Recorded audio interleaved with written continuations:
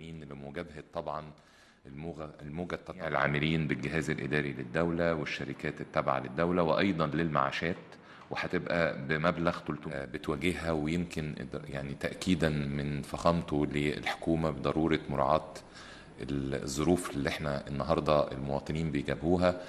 وده يمكن كان امبارح، طبعا حضراتكم عارفين، كان من أحد أهم مخرجات المؤتمر الاقتصادي اللي يعني تم عقده على مدار الثلاث أيام الماضية. الحقيقة النهاردة مجلس الوزراء في اجتماعه ناقش حزمة الحماية الاجتماعية، ووافق على هذه الحزمة. ويمكن عشان كده أنا حبيت أن أنا نعلنها النهاردة، عشان يبقى ده تأكيدا ل يعني التزام الحكومة بتنفيذ توجيهات السيد الرئيس، وأيضا تنفيذ أول مخرج من مخرجات المؤتمر الاقتصادي.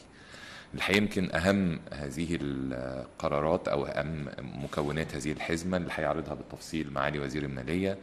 أول حاجة إن هو إقرار علاوة استثنائية لمجابهة غلاء المعيشة، هتبقى لجميع العاملين بالجهاز الإداري للدولة والشركات التابعة للدولة وأيضا للمعاشات، وهتبقى بمبلغ 300 جنيه شهريا. ودي هيستفيد منها كل، زي ما قلت، العاملين في جهات الدولة والشركات التابعة ليها وأصحاب المعاشات أيضا.